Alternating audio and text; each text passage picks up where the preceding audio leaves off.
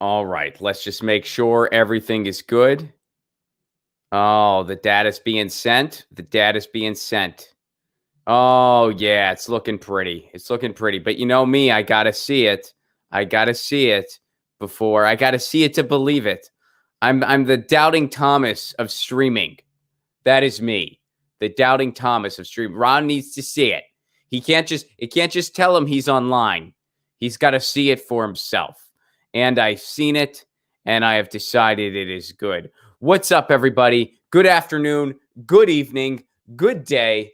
Good morning. We're covering all the time zones. I'm doing my third. So we're starting a few minutes early today because I'm real excited to talk to my guest about everything that's going on in the Assange trial, and she has been working around the clock on it. So we're just going to start right away and get the lowdown. But first, I got to thank everyone who makes this show possible. ZT.com, my friends over at ZT, their tea kind of rules. Pick some up. I recommend the Chinese white peach tea. I've been obsessed with that. It's so good. And the raspberry pecan, those are two of my personal favorites. But they got all their teas are great. ZT.com, ZHITEA.com. And you can get their tea wholesale now because of the pandemic. Triageoil.com. I'm actually wearing their t-shirt. I don't know if you can tell, but triageoil.com. They make pain oil that you apply to your body, and it works wonders for cuts, burns, works wonders for your neck. If you got a stiff neck or stiff shoulders, it's done a lot of great things for me. My neck's always been weird since my car accident in 2013. This oil has helped immensely.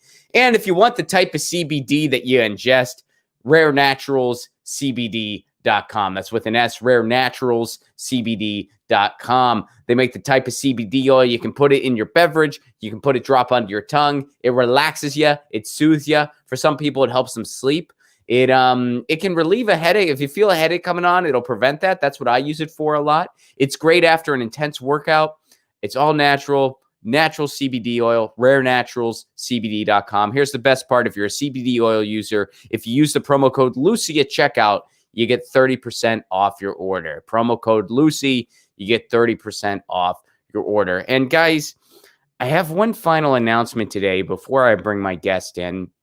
And unfortunately, this is not the greatest of announcements, but you know, I wanted to mention it. So because of one of the fires, particularly it's the Bobcat fire that's going on right now, I may need to evacuate my apartment at some point. I think it's unlikely at this point, but you never know which way the fire's going to go. Literally, you know that's kind of what this is all dependent on. So I may need to evacuate my apartment at some point. Please don't worry about me because I do have a safe place to go. I already have everything planned out. Myself and Lucy and my wife, we will all be safe and we have a safe place to go. And so you don't need to worry about anything. But if at any point you randomly see a tweet from me or I drop something in the YouTube community, hey, no show today, that's probably why. So if there's any sudden show cancellations anytime soon, that's likely why I may have had to evacuate my apartment. Of course, I will be updating everybody as, rapidly and as frequently as I can. But just something to be aware of. We should be fine for today. I get knock on wood, but just throwing it out there. And again, don't worry about me. I do have a safe place to go. And I hope that I hope that everyone else is planning accordingly as well, because they issued a warning for a number of communities, mine being one of them, saying you may need to evacuate. Here's what you should do to prepare. So crazy times. But just wanted to let you guys know. All right, without further ado, I'm going to bring in my guest for today. She is in London covering the Assange case pretty much around the clock. She is a journalist with Activism Munich. Please welcome to the show, Taylor Hudak. Taylor, how are you? I'm doing well. Thank you for having me on. I'm so excited to talk to you, and I know you have a lot of information to share.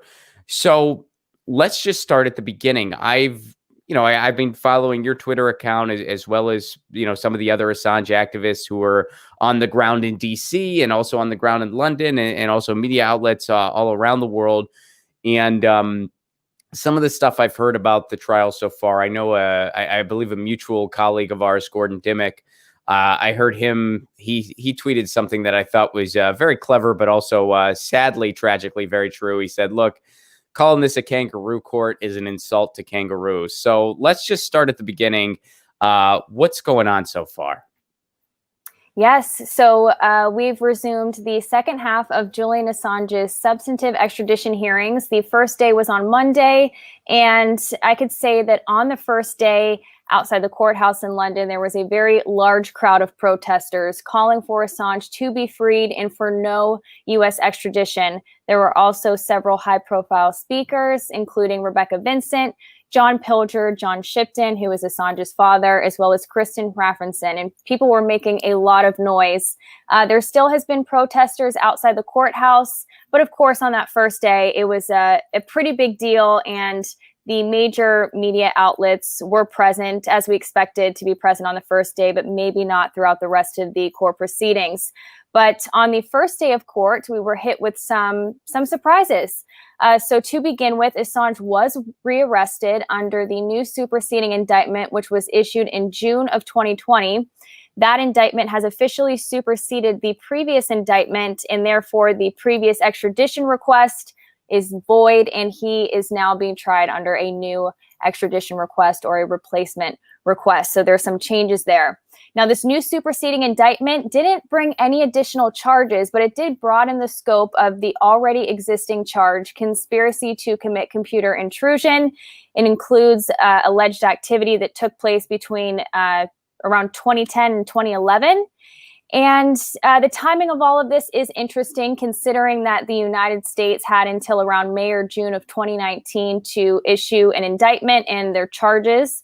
And so this new indictment and the new evidence in that indictment comes over a year late. And the United States' excuse for this was the fact that it was the result of an ongoing investigation. However, this information was publicly available a decade ago.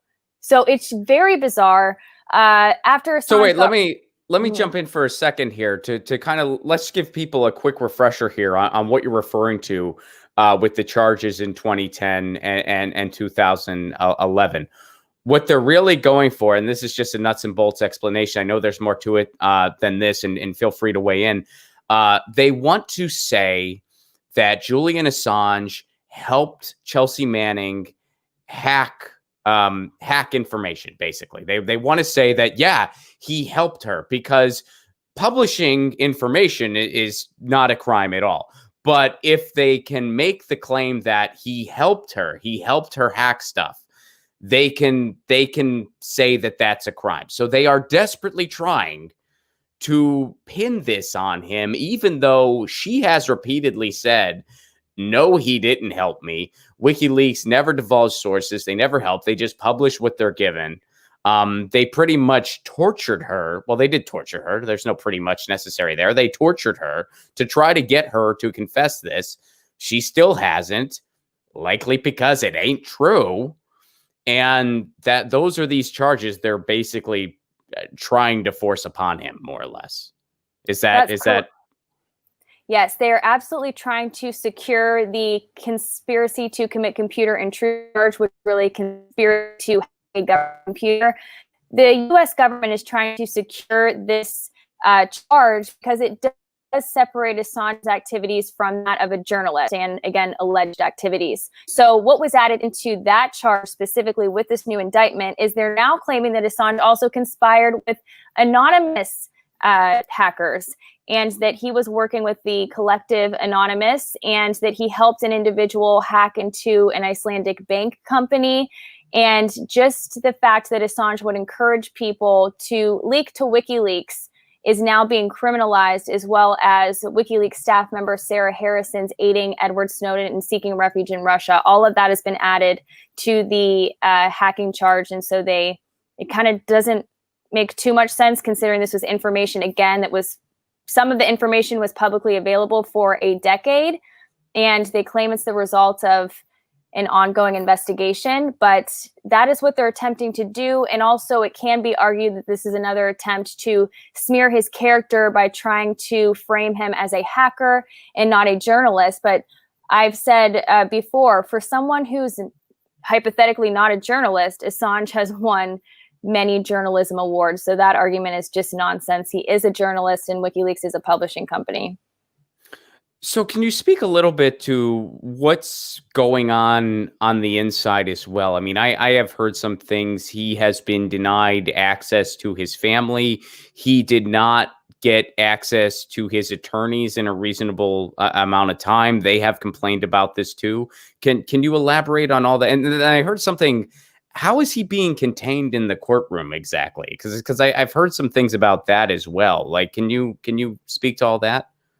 Yes, similar to the previous hearing, he is being held in the back of the court away from his, which makes it difficult for him to be able to communicate with them confidentially. So the way the court is set up seems inherently unfair. However, in the UK, that is something that can happen in criminal cases. And he, of course, is still in Belmarsh prison at this time. And while he was there for the past several months, he hasn't been able to see his family because they weren't allowing visitation. And even if his family were to visit him and actually be in physical contact with him, he would have to quarantine for 14 days in the prison. So it's really tormenting on him mentally, not only this hearing and everything that's taking place with his legal issues, but the fact that he's being kept away from his family. And his father is here, and I actually spoke with him earlier, and some WikiLeaks supporters and people who are close to the organization have been here outside the courts. The court hasn't really been allowing people in the public to be physically present in the courtroom because of COVID restrictions, but it seems that that's kind of being used as a stretch to really limit press access and public access to these. Very clear that the United States government and the prosecution do not want this case being discussed in the public. So first of all, we're dealing with we got a little bit of a lag going, but we're just going to plow through it. I know you're in the hotel room, and I appreciate everyone's understanding and patience. Everyone who's watching and listening. What was it like talking to his dad? Like, kind of speak to the emotion of it. Like, what was it like for you? What was it like? What was your gauge on the whole experience? Yes, I just wanted to get his dad's perspective on what was taking place. I think it's also a way to humanize Assange. Many people see him as either this godlike figure that's not human because he's done such great work, and sometimes that can desensitize people from what's happening to him, or of course others don't particularly like him, but that helps humanize him. And I just wanted to see his perspective on what has happened so far in the case. So why do you think, well, first of all, what if you notice, I mean, you said that a lot of the press outlets around the world, were there. Do you think that around the world, is there more of a, kind of more of an understanding of this issue and more of a sensitivity to this issue than in the United States? Have you found that to be the case where people are a little more, because, in the United States, the propaganda is so thick that I think so many people, especially, if your only go-tos are cable news, are just unaware of the gross assault on press freedom that this is. Do you think that the world has a greater understanding of what's going on here? Perhaps they do. Perhaps. I will say, though, that back in the groups like Action for Assange who are protesting now in DC, so there is support for Assange. And there is, of course, elsewhere in the world. I'm not sure if there's less in the United States than elsewhere in the world, but I do know that within the past year or 2 years, as the persecution against Julian Assange continued to intensify, more and more people started to speak up and speak out in support of him and in support of a free press. So I can say that there's more support for him than there was maybe a few years ago as the persecution against him continued. We've seen professional organizations like RSF, Reporters Without Borders, PEN Norway, Amnesty International all call for the U.S. to drop these charges. So it's a positive thing. So what has transpired in the courtroom within the past, because it's day 3 now, correct? And I know it's already evening where you're at.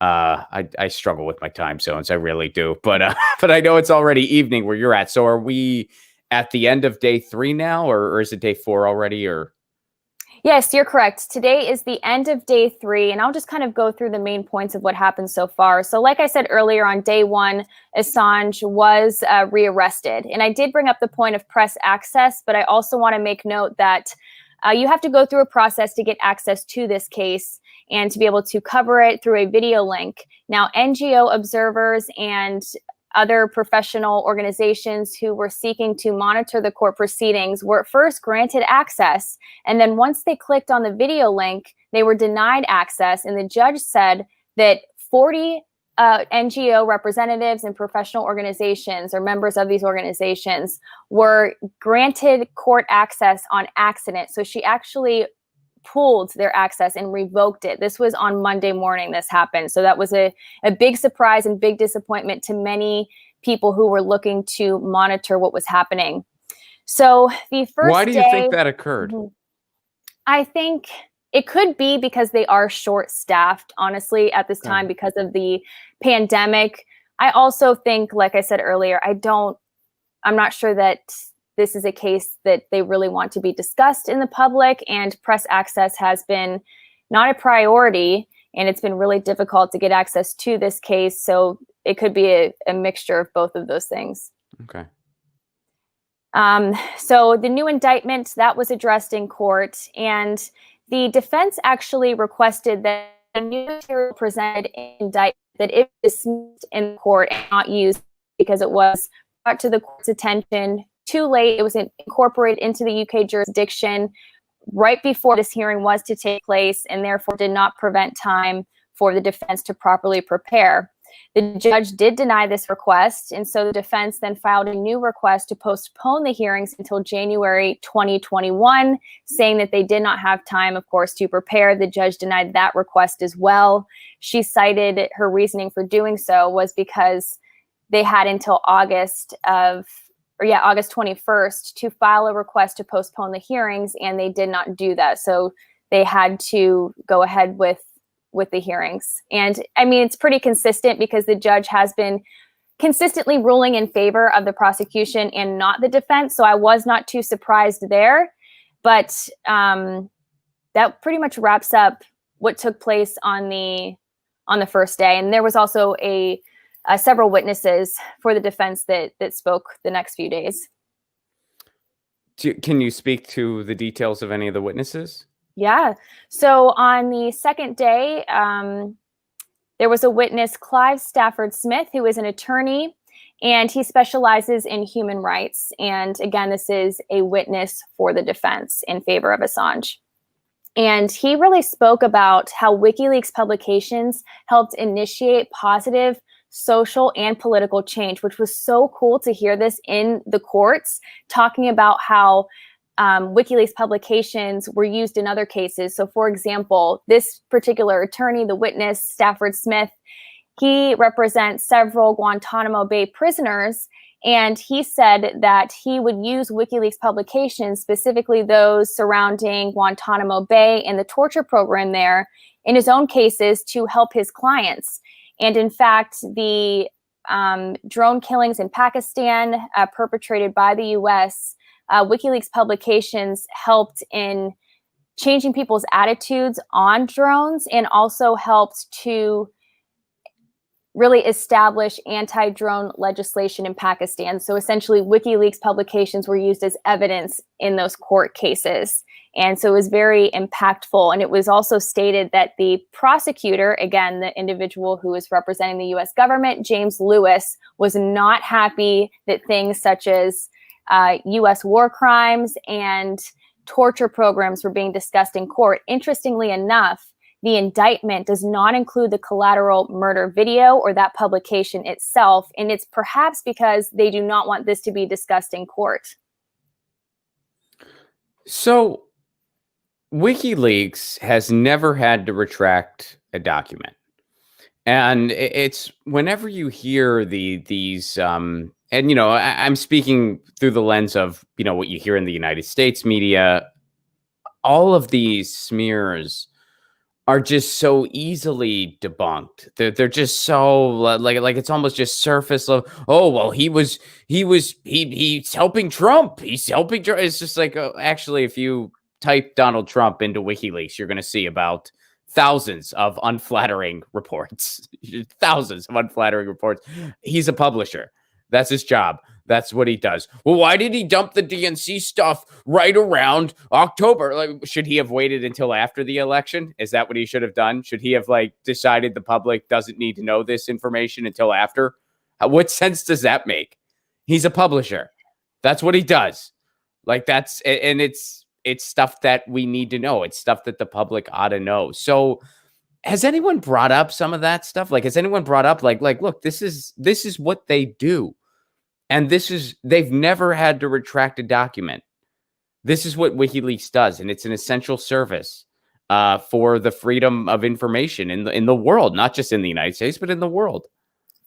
Yes, because today there was also another defense witness, which was Professor Paul Rogers. He is a political scientist. He specializes in peace studies, and he was talking about how Assange exposed war crimes in Iraq and Afghanistan that actually changed the perspective of Americans and their attitudes on war. Maybe not to a great extent, but to some extent, it did change people's perspectives. And I would say, in my opinion, Assange did the ethically appropriate thing. If you were handed material and you're a publisher and a journalist, you are obligated to present that information, of course, if it's correct, and you go through the proper process of verifying everything. But he acted appropriately in that situation. And another point that has been brought up in court quite a bit is also the current climate in the United States regarding President Trump's dislike for journalism and frequent attacks on the press. And it has been brought up that possibly this environment of disliking the media is what's fueling this persecution and prosecution of Julian Assange. Specifically, this witness, Professor Rogers, stated that because Julian Assange has established himself as an individual who is anti-war, anti-imperialist, a little bit libertarian as well, his ideals really clash with U.S. government objectives, goals, and overall foreign policy efforts, I guess. And that makes him, in fact, a target of the United States, which therefore shows that this is a political case. And according to the U.S.-UK extradition treaty, a person cannot be extradited from the U.K. to the U.S. for political purposes. And it seems that this is a very political case.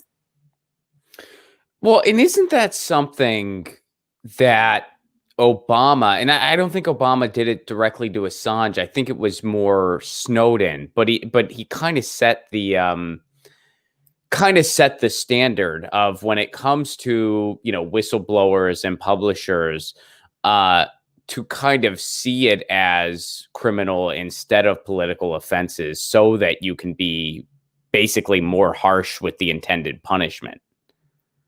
I mean, yes. Wasn't that something Obama did with Snowden? Yes, Obama did definitely go after whistleblowers more than previous presidents, I believe. And one thing, though, and it was brought up in court as well, is that the Obama administration didn't go as far as to prosecute Assange. And the Trump administration is doing that. So it seems that it is political based on the wishes and the perspectives of the current administration. That is not to say that Obama was pro-Assange, but his administration did not go ahead with the prosecution. The witness today said that possibly a reason why Obama chose not to do so was because the leaks surrounding the Iraq and Afghanistan wars really changed people's perspectives on war in the United States. And at that time, of course, Assange and WikiLeaks were more supported by those on the left, those who possibly support Obama as well, maybe his base. And that's also a reason why he chose not to prosecute Assange. Well, yeah, I mean, it just shows how how short-term people's memories can be about this kind of stuff. I mean, yeah, I remember when WikiLeaks, they were considered, they were doing a hero service by exposing these war crimes, and this was a war that was immensely unpopular in the U.S. and rightfully so. Then all of a sudden he says something about the Democrat, or not, he doesn't say something. He publishes something about the Democratic establishment that they don't like. And now he's public enemy number one. And well, wait a second. That's not how this works. That's not how the press is supposed to work. But so what do you think as far as like going forward? What all, like, because we've talked a lot about the defense so far. What has the prosecution really been harping on? Like, what have they been harping on these past 3 days? And what do you see them trying to go at moving forward? The prosecution is really attempting to discredit claims made by the witnesses in court because they're obviously doing the cross-examination. I hear it's been a little bit testy exchanges at times as well. Oh, like what? Do you have any for instances? Well, I don't have any specific instances, but the prosecution just really seeks to discredit the witnesses and the reasoning for them being there, saying that they're providing opinions. For example, even on the first day of the hearings, there was discussion about the witness testimony. So the defense requested for witnesses to be able to go through their statements they provided to the court so that this information would be made public. And this would allow Assange and the court to hear this evidence before they're cross-examined. And it seems like a pretty fair claim here. And of course, the prosecution came out to say that they opposed this and that it is against the divisional court jurisprudence to be able to allow for statements provided to the court to be made public. So they are trying at every angle that they can to just go against what the defense is proposing. But as far as what we expect to hear from the prosecution, I believe that they will take the angle of, Assange's publications through WikiLeaks led to harm of individuals or potentially put people's lives at risk, which is something that has been debunked time and time again. But they alluded to that the past few days, that WikiLeaks publications could have put people at risk, could have jeopardized their well-being and their lives. But it's interesting because back in February, they had to state in court that there is no evidence to even suggest that this is true. Well, and I guess the water is muddy because this is going on. This is going on all around the world, but it's the United States who wants to pursue these charges, and those claims do not match up with the free speech laws of the United States. Those claims, I mean, you would have to, and I'm not a constitutional lawyer, nor am I, I'm not a lawyer at all, but I do know the basic notions that, unless you straight up defame somebody, which that's not happening here, or unless you incited violence in your speech, which certainly is not the case here. He just published information. He just published documents. I don't know how they could have such a charge. Right. There is no specific U.S. statute that states that you cannot publish the names of government informants. And also, too, these documents that they're referring to have also been published by the New York Times, The Guardian, and other mainstream publications. But only Julian Assange and WikiLeaks is being held to account. Another part of this case that I want to bring up here, which is something that should be, I think, discussed more, and that is the fact that this hearing should not even be taking place. This should be thrown out of court because Assange's right to a fair trial has been completely infringed upon, because while he was staying in the Ecuadorian embassy in London, he was being spied on by the CIA. Last year, in 2019, El País broke the story that the private Spanish security firm UC Global was contracted by Sheldon Adelson's Las Vegas Sands Corporation at the direction of the CIA to turn the camera system within the embassy, which was first there to protect Assange and to protect the people who work at the embassy. They turned it into a surveillance system and created a separate feed that was being sent to the United States. So they were able to watch and hear everything going on in the embassy. This means that the people behind Assange's prosecution were able to hear his privileged communications with his attorneys, with his doctors, with other journalists.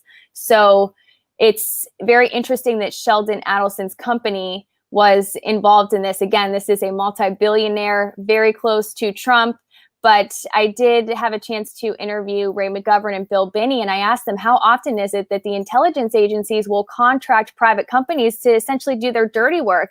And they say it happens all the time. It's quite frightening. And this, the CEO of UC Global, who was being used by the CIA to set up this surveillance system, David Morales, who is the CEO, he said he was proud to be doing this and to be working for the Americans. He was proud to do this. And Max Blumenthal, through the Gray Zone, has reported on the entire incident very extensively. And he said, to be clear, it's very much the United States and the CIA who was using these employees and people involved with UC Global. They are to blame. They shouldn't be taking orders from the United States intelligence, but essentially this was all the idea of the United States government, and nothing has really been done so far. There is a case going on right now in Spain to hold the CEO of that company accountable, but we have yet to see what will come from that. So, right away, there are just so many factors at play here that, kind of reconfirms what you and I both already know, that this is just a complete ridiculous sham trial. The fact that it is going on is just beyond a crime in and of itself. Do you have any confidence at all that if they were to extradite him to the United States, he would get anything resembling a fair day in court? No, because he will be tried in the Eastern District Court of Virginia. That is known as the Espionage Court. No national security defendant in that court has won a case. John Kiriakou has spoken about this as well. He was convicted in that same court. And it's not carried out like a normal court case. The public would not have access to this case. Journalists would not. I don't think journalists would be able to cover it either. And the jury pool would be consisting of members of the intelligence community or their family members, again, because this is in country. So it would be inherently unfair. And then also, too, they have to use code words in the evidence. So, for example, if they're talking about classified material or things that are not meant to be made public, they'll have to give it like a code word like airplane to signify some other fact within WikiLeaks documents that is considered classified. I know that's a confusing concept to understand, but it's very prejudicial because then the jury is sitting there thinking, how bad could this be if I can't even hear the real evidence in the case, if they have to use code words? So it's a very secretive court. He doesn't stand a chance if he comes to the United States. There are some organizations, well, I wouldn't say organizations, there are some fringe groups that claim that he will be protected and the truth will come out if he comes to the United States. And that is just not true at all. That is completely false and just nonsense. Well, let's talk a little bit about the Espionage Act, which the Espionage Act goes back to 1917. It was a response to the First World War when there was a world war. Haven't had enough water yet, Taylor. But and it basically deals with cooperating with foreign entities, and it came about at a time when the entire world was in military conflict. So it just has no place today. Like, it's a ridiculous act to invoke, and not enough people have spoken out about it, but some have, and they said we should not be prosecuting anyone under the Espionage Act anymore. It is completely, I mean, and it goes into, it's kind of runs parallel with the FARA Act, the FARA Act in reporting that they've used against here in the United States. They've used that against RT America. They used that against Shanghai. Interestingly enough, they had to use it against an American bureau of a Russian outlet and a Chinese outlet. But BBC America, all that other stuff, totally fine. For whatever reason, just the Russian outlet and the Chinese outlet, they needed to invoke this act against. For some reason, I don't know why. But they invoked the FARA Act, which was intended to combat Nazis. Like, that was the intention of it. And again, this goes back to World War II.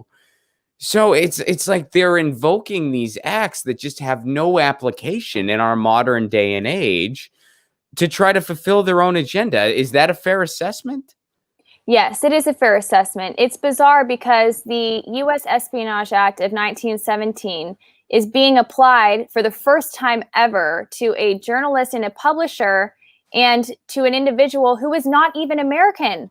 Assange is Australian. So why is he being held accountable under the U.S. Espionage Act, but he's not granted First Amendment protections? Because that's what they're doing here. They're saying the First Amendment does not apply to foreign nationals, but the Espionage Act does. It is so outrageous. And to be using this against someone who is publishing material is just extremely frightening. But it seems that the tactic, again, that the prosecution is using is trying to state that WikiLeaks published the names of individuals and he put their lives at risk. And that's actually not true. It was The Guardian, specifically the journalists David Lee and Luke Harding, who published a book. The title of a book chapter was a password to very sensitive cables.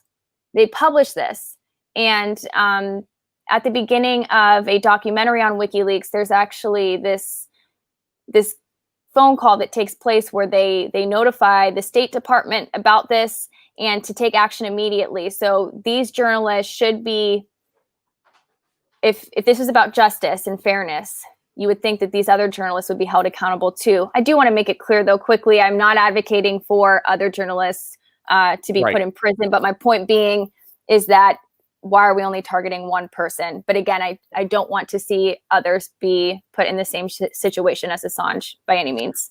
Understand. And just for clarification here, so they are operating under the notion that this man, because he's not an American citizen, he does not have a First Amendment rights, but they can prosecute him under the Espionage Act. That does apply, but the First Amendment doesn't to him.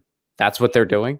That is the latest interpretation, yes. And other attorneys I've spoken with, his U.S. attorney, Barry Pollock, he said that he does not agree with that interpretation of the law, but that is currently how they are, how it is perceived in this court. Mm-hmm. That is a dictionary definition of we're going to have our cake and eat it too. That is the prosecution wanting to have their cake and eat it too. Oh, yeah, no, he's not. First Amendment doesn't, but no, Espionage Act, that still does. I mean, that's just, I don't understand. His attorneys have more patience than I do, which is probably one of the many reasons they're attorneys and I'm not. But I don't see how people can't just go in that courtroom and go, this is complete bullshit. Let this guy go. This is insane. I can't believe we're living through this. George Orwell wrote his books as a warning, not as a frickin' instruction manual, you frickin' lunatics. How has nobody done that yet? Right. Well, like I said, they worry that somebody is going to do that. That's why press access has been so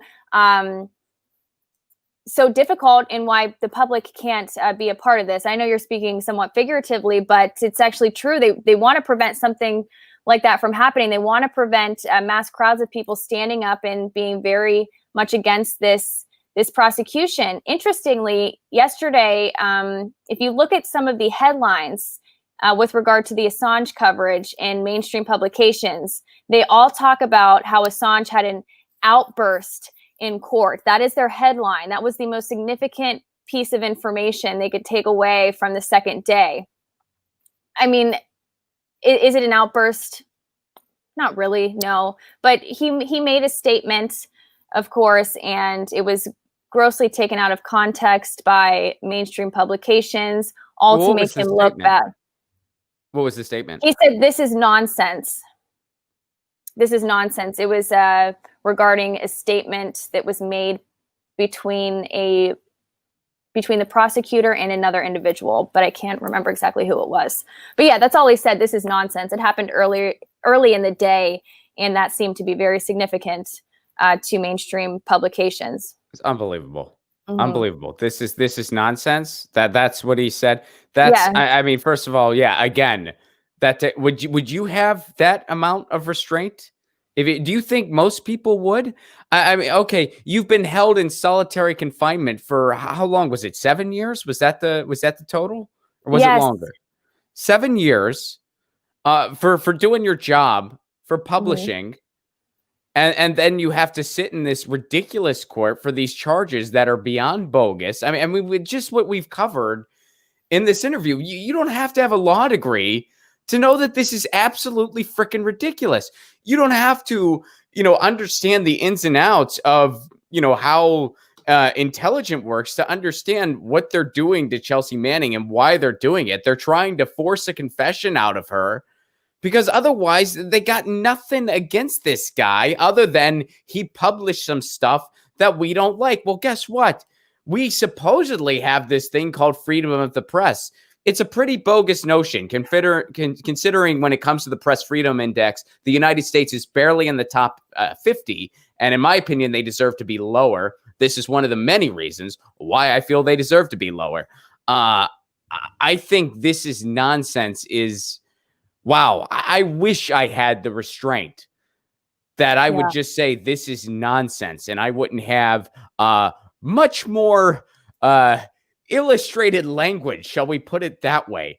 If I was in that courtroom, would you have that kind of restraint, Taylor? No, I mean, think about the situation he is in. He's a torture victim as well. The UN Special Rapporteur on Torture, Niels Melzer, visited Assange with 2 other medical experts. This was in May of 2019. Each of them examined him separately and came to the determination that he has been subjected to psychological torture. And Niels Melzer wrote reports to the UK government, Ecuadorian government, Swedish government, and American government. And he did receive a response after some time. Each government responded a little bit differently, but the UK has failed to really act appropriately, because they are required to conduct an independent investigation into torture, and they have yet to do that. And so we are unaware really how this is going to impact him mentally, but it was stated in court at one of the call-over hearings over the summer that a recent psychological report stated that just within the past few weeks, his mental health was declining. So, and people who know him personally say that anytime he makes a statement in court, he doesn't sound like himself, and a little bit slower to react, not as sharp and quick. And so this is really taking a toll on him. And this is someone's life in many, many years that he can't get back. Yeah, I mean, it is amazing to just watch this happen in real time and know that this is not some dystopian fiction movie. This is real life. This is what they're doing. And our government is complicit in it, and other governments around the world are to an extent complicit in it. And it's just unreal. And it is essential that we have people doing the work you're doing, and the work Action for Assange is doing, and all these other organizations and journalists that are speaking out about this. So many journalists, or at least so-called journalists, aren't. Why do you think that is? Well, I think within the mainstream media, it's sort of a self-censorship is part of the issue. I think it's just expected that you do not show support for Assange because he's not a journalist. He's something else. He is a hacker. He is a this, that, or whatever. Because this is happening also in educational institutions where Assange is not valued as a publisher, and the WikiLeaks model of publication is something that is not recognized as valid or useful in the academic institutions. So people going through school have to become a journalist in the mainstream press, at least.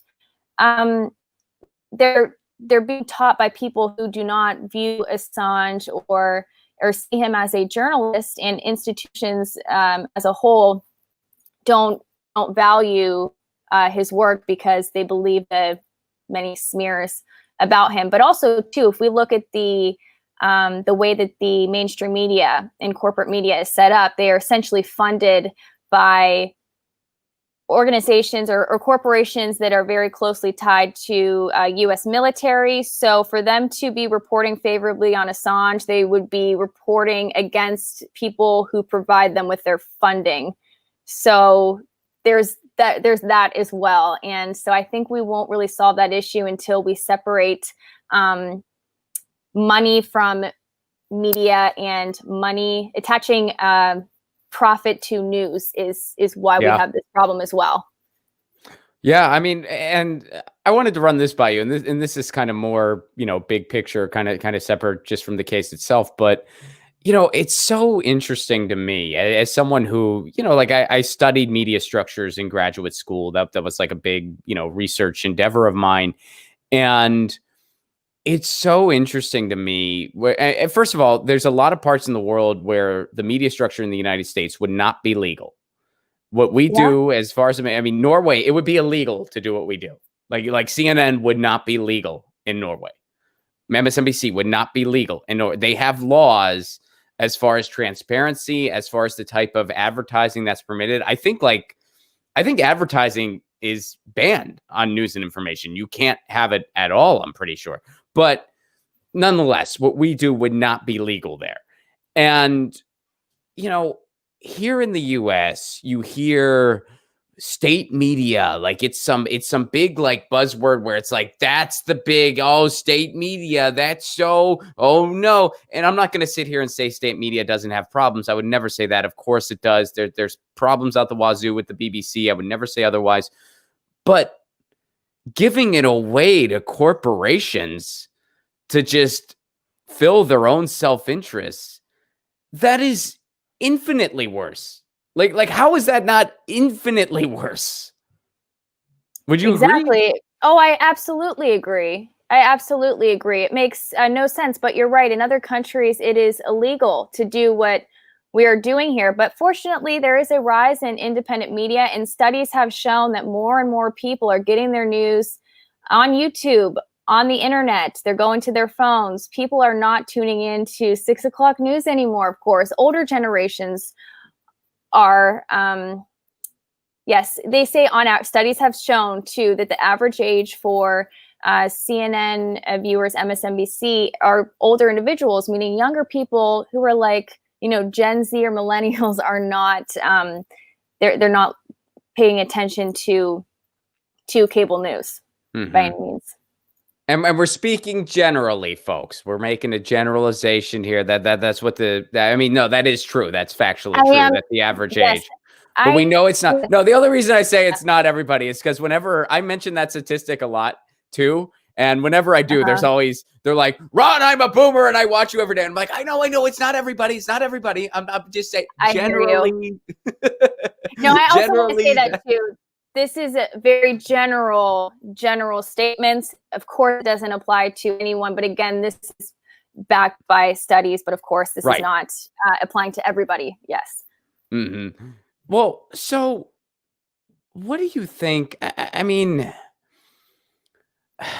let me phrase it this way, because I don't want to ask you like, how do you think this is all going to, but where do you kind of get your hope in all of this? Because it is just so, I have my moments where just watching all this unfold, and I'm watching it from afar. I'm not on the ground in London like you are, but it just blows my mind that this is even happening for all the reasons that we've discussed over the course of this interview.